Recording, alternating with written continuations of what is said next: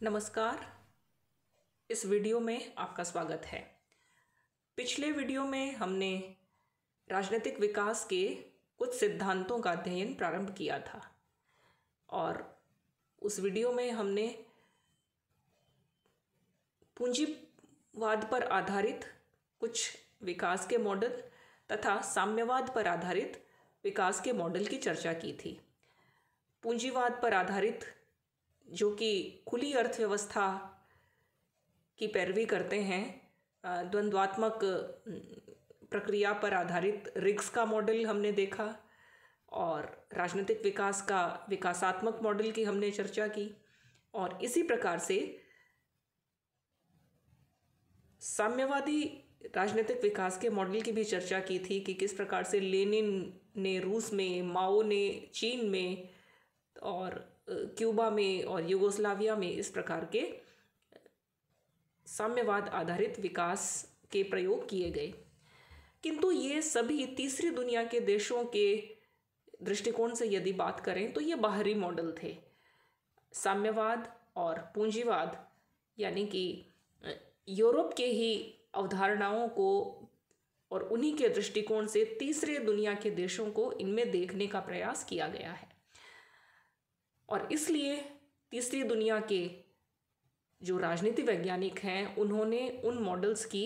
ये कह करके आलोचना करी कि विकास के वे मॉडल तीसरी दुनिया के देशों की वास्तविक स्थिति का प्रतिनिधित्व नहीं करते। वे इन देशों के शोषण को और उसके कारणों को बताने का प्रयास नहीं करते। और साथ ही आलोचकों का महत्वपूर्ण जो आलोचना का बिंदु था वो यह था कि विकास के इन मॉडल्स में पश्चिम के विकास का अनुकरण करने की ही बात पर जोर दिया गया था। साम्यवादी मॉडल जिस प्रकार से यह बताता है कि पूरी दुनिया को साम्यवादी ढांचे पर विकास करना चाहिए, और इसी प्रकार से विकासात्मक मॉडल या पूंजीवाद पर आधारित मॉडल ये बताते हैं कि हमें राज्य पर आर्थिक विकास पर निर्भरता को समाप्त करके और पूंजी के एक मुक्त प्रवाह को हमें होने देना चाहिए ताकि कि मुक्त आर्थिक विकास हो सके। इन सब के विपरीत तीसरी दुनिया के दृष्टिकोण से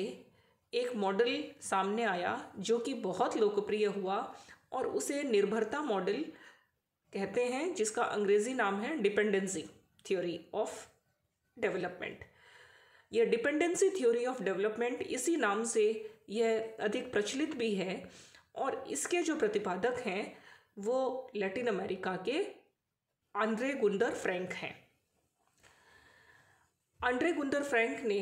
अपनी पुस्तक कंपैरेटिव गवर्नमेंट 1969 में लिखी और अपने इस ग्रंथ को उन्होंने राजनीतिक विकास के दृष्टिकोण से और मुख्यतः दक्षिण अमेरिका के देशों के विकास के संदर्भ में ही इसका विवेचन किया है। आंद्रे गुंडर फ्रैंक विभिन्न प्रकार के प्रश्नों को उठाते हैं जो कि मुख्यतः पश्चिम आधारित विकास के असंतोष के परिणाम स्वरूप उत्पन्न हुए हैं। वे प्रश्न करते हैं कि दुनिया में ये इतना असमान विकास क्यों है, जबकि पश्चिमी देश तीसरी दुनिया के देशों को आर्थिक सहायता देने के लिए तैयार हैं और अमेरिका ने बहुत सारी आर्थिक सहायता इन तीसरी दुनिया के देशों को दी भी है, किंतु फिर भी ये देश अभी भी दुरावस्था की चपेट में क्यों हैं और इन तीसरी दुनिया के देशों की इस प्रकार की यह जो दुर्व्यवस्था है वो कब तक बनी रहेगी। इन प्रश्नों का उत्तर प्राप्त करते हुए आंद्रे गुंडर फ्रैंक ने ब्रिटेन और अमेरिका की समृद्धि का ऐतिहासिक संदर्भों में अध्ययन किया और इतिहास में झांकते हुए आंद्रे गुंडर फ्रैंक ये बताता है कि यदि अमेरिका और यूरोप के औद्योगिक विकास का यदि अध्ययन करें तो हम ये देखेंगे कि अमेरिका को औद्योगिक विकास करने में 93 वर्ष लगे। और आज तो ये लगभग 100-125 साल की बात हो गई है, क्योंकि 1969 में वो ये कहते हैं कि 93 वर्ष की बात करते हैं। और आज के संदर्भ में यूरोप को भी 200 साल से अधिक वर्ष विकास करते हुए लगे। किंतु जो विकास इन पश्चिमी देशों ने इतने लंबे अरसे में किया, विकासशील देशों की समस्या ये है कि उस मॉडल को अपने सामने रख करके ये मात्र 30-40 वर्षों में ही विकास की उस यात्रा को पूरा करना चाहते हैं। और उनको ऐसे सपने दिखाए गए हैं इन विकसित पूंजीवादी देशों के द्वारा कि यदि वे उनकी आर्थिक सहायता प्राप्त करके उनके कहे अनुसार यदि विकास की अपनी यात्रा प्रारंभ करेंगे तो वे शीघ्र ही विकास के लक्ष्य को प्राप्त कर लेंगे। इस तरह से गुंटर फ्रैंक का ये मानना है कि एक ये डेवलपमेंटल ट्रैप में फंस गए हैं, अर्थात एक ऐसी दुर्व्यवस्था में ये फंस गए हैं जो कि पश्चिमी विकास का जो लक्ष्य है उस लक्ष्य पर चलने के कारण इन्होंने अपनी वास्तविकता को नहीं देखा और बाहर के ऊंचे उद्देश्यों को अपना करके और ऊंचे लक्ष्यों के साथ ही ये आगे बढ़ने की गलती इन देशों ने कर दी है। विकास के पश्चिमी मॉडल की कटु आलोचना करने वाले जो विचारक हैं वो हैं पॉल बैरन, फ्रैंक कर्जी और आंद्रे गुंटर फ्रैंक। फ्रैंक ये कहता है कि 1550 के दशक से यूरोप के देश लैटिन अमेरिका के देशों की तरफ गए और वहाँ उन्होंने अपनी बस्तियाँ बसाना प्रारंभ कर दिया। सबसे पहले यूरोपीय देशों ने अमेरिकी महाद्वीप में अपनी बस्तियां बसाने शुरू की और बस्तियां बसाने का ये जो क्रम था वो स्पेन ने प्रारंभ किया था और दक्षिण अमेरिकी देशों खासकर ब्राज़ील इत्यादि में ये शुरू हुआ था। और दक्षिण अमेरिका से ये फिर उत्तर की तरफ बढ़े थे और उत्तर में और उत्तर पूर्व में मुख्यतः ब्रिटेन ने अपना साम्राज्य स्थापित किया था। तो लगभग 200 वर्षों तक यूरोपीय देशों ने दक्षिण अमेरिका की कीमत पर अपना विकास करना शुरू कर दिया। और जब दक्षिण अमेरिका के प्राकृतिक संसाधनों का इन्होंने बहुत दोहन किया और उसके पश्चात जब यूरोप में औद्योगिक क्रांति आई, उस औद्योगिक क्रांति के परिणाम स्वरूप इन लैटिन अमेरिका के देशों में इन देशों को बाजार भी उपलब्ध हो गया। तो इस तरह से आंद्रे गुंटर फ्रैंक ये कहता है कि यूरोप ने जो समृद्धि प्राप्त की वो मुख्यतः दक्षिण अमेरिका के बूते पर प्राप्त की। और दक्षिण अमेरिका जो कि यूरोपीय आगमन से पहले एक समृद्ध इलाका था, यूरोपियों के आने के बाद उन देशों में पूंजी का प्रवाह यूरोप की तरफ हो गया और यूरोप ने दक्षिण अमेरिका के देशों को अपना गुलाम बना लिया, उनका बेलगाम शोषण किया और इस प्रकार से लंबी शोषण के प्रक्रिया के परिणाम स्वरूप ये देश गरीब और गरीब और गरीब होते चले गए। यह क्रम तब तक जारी रहा जब तक कि इन देशों ने स्वयं ही स्वतंत्र होने के लिए प्रयास नहीं कर लिया। और ये जब एक के बाद एक स्वतंत्र होते चले गए, उसके बाद नव स्वतंत्र देशों के सामने सबसे प्रमुख समस्या थी कि अब ये अपना विकास कैसे करें, क्योंकि इनके संसाधन समाप्त हो चुके थे, इनकी मानसिक संसाधन और इनकी बौद्धिक शक्तियों का दोहन कर लिया गया था। एक बार स्वतंत्र होने के पश्चात गुंटर फ्रैंक ये कहता है कि दूसरी बार फिर यह देश नव उपनिवेशवाद के शिकार हो गए। नव उपनिवेशवाद वो प्रक्रिया है जिसके अंतर्गत अब यूरोप और अमेरिका के ये देश फिर से इन गरीब और विकासशील देशों को एक नए प्रकार से अपने जाल में फंसाने का प्रयास करते हैं। और वो ये है कि इन देशों के विकास के लिए वो आर्थिक सहायता का झांसा देते हैं। आर्थिक सहायता कुछ शर्तों पर दी गई थी और उन शर्तों को यदि ये देश मानने को तैयार होते तो ही उन्हें वो आर्थिक सहायता दी जाएगी। इस प्रकार से आर्थिक सहायता के नाम पर इन विकसित देशों ने यहाँ पर दोयम दर्जे की तकनीक का निर्यात किया, अपने यहाँ पर बने हुए माल का निर्यात किया और कच्चा माल यहाँ से ले जा करके अपने बाजार को सुदृढ़ कर लिया। इस तरह से कच्चे माल की कीमत और तैयार माल की कीमत में जमीन आसमान का फर्क हुआ और ये जो देश हैं एक तरह से कच्चा माल पैदा करने की बस्तियां मात्र बन करके रह गए। इस तरह से स्वतंत्र होने के बावजूद भी नव उपनिवेशवाद के अंतर्गत ये आर्थिक कारणों से साम्राज्यवादी ताकतों पर निर्भर होते ही चले गए। गुंटर फ्रैंक ये कहता है, अपना अध्ययन करते हुए वो ये बताता है कि यूरोप के इस शोषण की प्रक्रिया से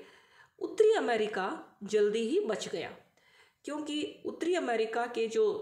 13 उपनिवेश थे संयुक्त राज्य, उन्होंने जल्दी ही 1779 में क्रांति करके उन्होंने यूरोप से अपने आप को मुक्त कर लिया। कनाडा ने भी अपने आप को मुक्त कर लिया। उधर रूस तथा चीन ये देश साम्यवाद के रास्ते पर चल पड़े और उन्होंने साम्यवादी बनकर के अपने आप को मुक्त कर लिया। तो इस वैश्विक अर्थव्यवस्था में यूरोप के साथ ही अमेरिका भी नव उपनिवेशवाद में अपने प्रभाव को बढ़ाने में लग गया और द्वितीय विश्व युद्ध के बाद तो यूरोप को पीछे छोड़ते हुए अमेरिका ने नव उपनिवेशवादी अपने मंसूबों के तहत इन देशों का शोषण जारी रखा।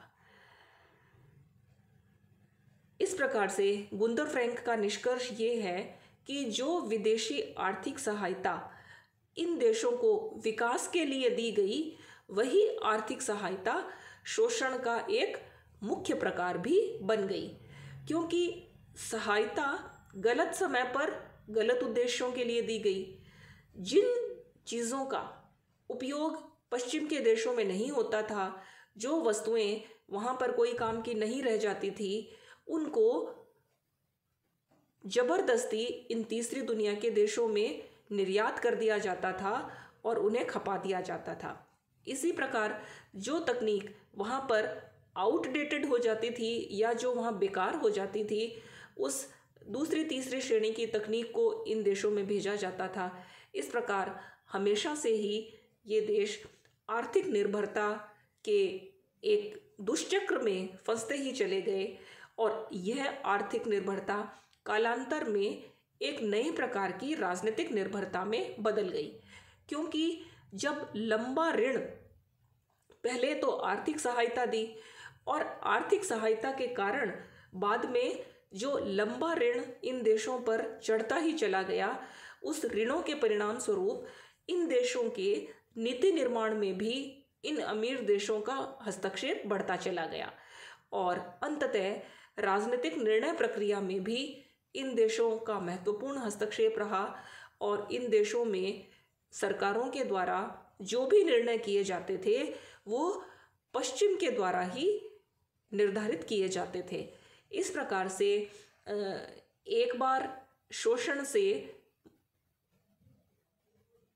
मुक्त होने के कारण और स्वतंत्र होने के बावजूद भी ये देश एक नए प्रकार के शोषण के दुष्चक्र में फंस गए। यही इनका डिपेंडेंसी मॉडल है और गुंटर फ्रैंक का ये निष्कर्ष है कि जब तक हम पश्चिम के इन देशों की निर्भरता से अपने आप को अलग नहीं कर लेंगे, तब तक हमारा विकास नहीं हो सकता। विकास का पश्चिमी मॉडल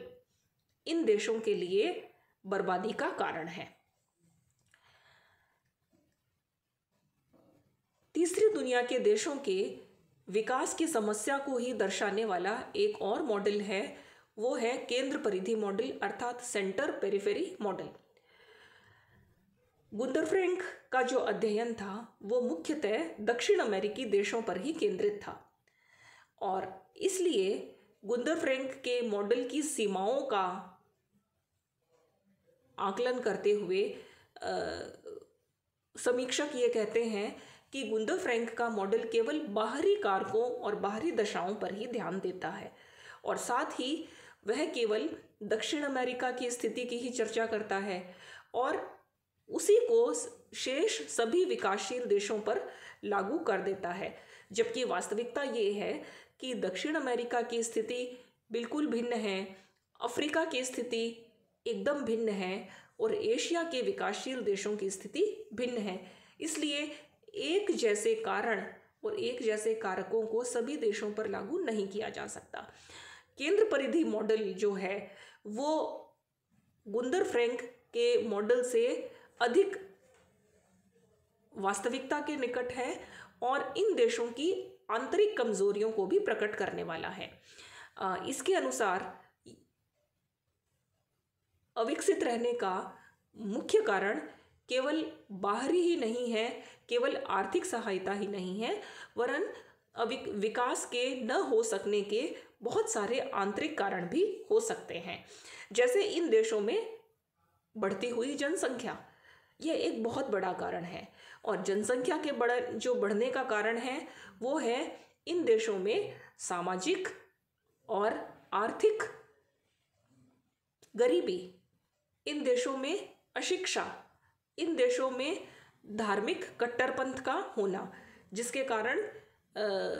जनसंख्या बढ़ती ही चली जाती है कुछ धार्मिक मान्यताओं के कारण।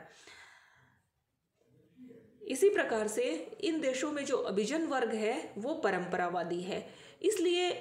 बहुत सारे आंतरिक कारण हैं जिनके कारण भी इन देशों में विकास के बहुत सारे प्रयास करने के उपरांत भी विकास नहीं हो पाया और ये एक प्रकार के विकास के जो है वो ट्रैप में और विकास के यात्रा में पिछड़ते ही चले गए। केंद्र परिधि मॉडल की मुख्य अवधारणा ये है कि विकासशील देशों में जो केंद्र होते हैं वो शहर होते हैं, यानी कि भारत में यदि बात करें तो बॉम्बे, दिल्ली, मद्रास, बेंगलोर, हैदराबाद, ये जो मुख्य केंद्र हैं, पूरे देश के विकास के संसाधन इन्हीं देशों पर आकर के इन्हीं बड़े बड़े शहरों में संसाधनों को खपाया जाता है और केवल इन्हीं मेगा सिटीज़ का या बड़े बड़े शहरों को वैश्विक मानकों पर विकसित किया जाता है। जबकि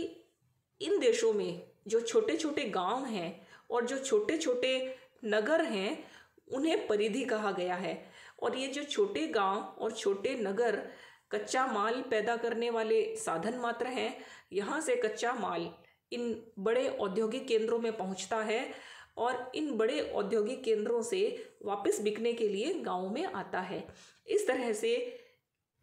एक ही देश में बड़े शहर केंद्र की भूमिका में होते हैं और छोटे छोटे गांव और छोटे छोटे कस्बे परिधि की भूमिका में होते हैं। यहाँ भी केंद्र परिधि का शोषण करते हैं। अब इसी उदाहरण को यदि वैश्विक परिदृश्य पर लागू करें तो विकसित देश बाहर से केंद्र बनते हैं और विकासशील देश परिधि के रूप में कार्य करते हैं। अब विकसित देशों जो कि केंद्र हैं वो विकासशील देश जो कि परिधि देश हैं उनके केंद्रों के साथ अंतरक्रिया करते हैं। अब यहाँ हम इसको इस प्रकार से समझें कि जो विकसित देश हैं उन विकसित देशों की नज़र इन तीसरी दुनिया के गरीब देशों के बड़े बड़े नगरों पर होती है या इन तीसरी दुनिया के देशों की उन सरकारों में पर होती है जो कि इन बड़े नगरों में हैं। जैसे राजस्थान की यदि बात करें तो जयपुर सर्वाधिक विकसित नगर है। कर्नाटक की बात करें तो बेंगलोर एक सबसे विकसित नगर है। अब विदेशी शक्तियां अपना जो ध्यान है वो पूरा का पूरा इन देशों के केंद्रों के निर्माण में करती है। तो विकसित देशों के केंद्र और परिधि देशों के केंद्र मिलकर के आपस में साठगांठ कर लेते हैं और केवल इन अविकसित देशों का विकास करते हैं तथा अविकसित देशों का बड़ा जो क्षेत्र है वो गांवों और छोटे कस्बों के रूप में विकास से अलग थलग हो जाता है। और इन बड़े जो क्षेत्र हैं, जो बड़े गांव और जो नगर इत्यादि का जो बड़ा हिस्सा है, वो इस विकास की और इस समृद्धि के प्रभाव से पूरी तरह से अलग रह जाता है और इनका कच्चा माल इस प्रकार से विकसित और अविकसित देशों के केंद्रों के पास चला जाता है। इस तरह से यह जो केंद्र परिधि मॉडल है वो ये बताता है कि विकासशील देशों में भी विकास तो होता है, किंतु वो विकास केवल कुछ कुछ केंद्रों का ही हो पाता है और जनसंख्या का बड़ा भाग जो मुख्यतः गांवों में रहती है और जो छोटे छोटे कस्बों में रहती है उसके पास विकास के लाभ नहीं पहुंच पाते और परिधि हमेशा ही विकास से बहुत दूर अंधेरे में ही रहती है। एक तीसरा नया परिप्रेक्ष्य विकास का सामने आया भारत के राजनीति वैज्ञानिक रजनी कोठारी के अध्ययन में। भारतीय विचारक Rajni Kothari the politics of India में विकास का अपना यह नया दृष्टिकोण प्रस्तुत करते हैं और वो विकास के प्रचलित रूपों की आलोचना करते हैं और वो उसे आत्मघाती बताते हुए उससे दूर रहने की चेतावनी देते हैं। रजनी कोठारी का ये कहना है कि आधुनिक विज्ञान, आधुनिक संचार के साधन तथा आधुनिक तकनीक मनुष्य के प्रति अधूरा दृष्टिकोण रखते हैं, क्योंकि ये सभी मनुष्य को केवल एक संसाधन मात्र मानते हैं और मनुष्य को एक बाहरी दृष्टिकोण से देखता है। मनुष्य के भीतर की जो चेतना है, मनुष्य के भीतर की जो नैतिक इच्छा है, मनुष्य के जीवन के आधारभूत तत्वों को खोजने का प्रयास इस विकास के मॉडल में नहीं किया जाता। इसलिए यदि सच्चा विकास करना है तो हमें जीवन के आधारभूत तत्वों को खोजना पड़ेगा। हमें विज्ञान, धर्म, दर्शन, संस्कृति की सहायता से एक व्यापक विकास का वैकल्पिक मॉडल तैयार करना पड़ेगा। रजनी कोठारी का ये कहना है कि प्रत्येक देश की अपनी एक विकसित संस्कृति होती है, उसका अपना दर्शन होता है और उसका अपना विज्ञान है, जिसके कारण उसने सदियों से यात्रा करते करते वर्तमान स्वरूप में वो पहुंचा है। इसलिए उस देश की स्थानीय संस्कृति का प्रयोग करके ही विकास की नई यात्रा प्रारंभ करनी चाहिए। रजनी कोठारी का यह भी कहना है कि विकास का यह मॉडल समग्रता अर्थात सबको साथ लेकर के चलने की बात करता है और इसकी जो विभिन्न इकाइयां हैं उनकी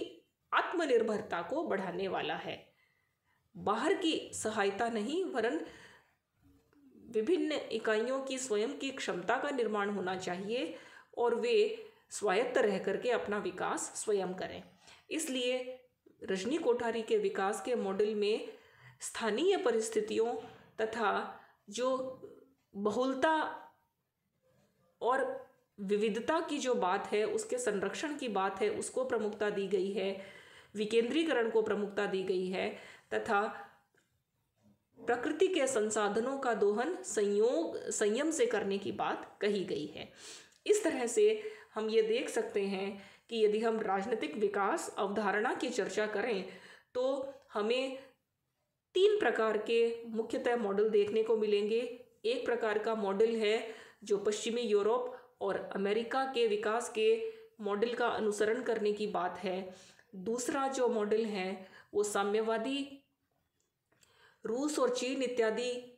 के विकास का अनुसरण करने की बात करता है और तीसरा जो मॉडल है वो ये कहता है कि विकासशील देशों को विकास के लिए किसी अन्य देश की तरफ देखने की आवश्यकता नहीं है, उन्हें स्वयं ही आत्मनिर्भर बन करके विकास का अपना रास्ता बनाना पड़ेगा।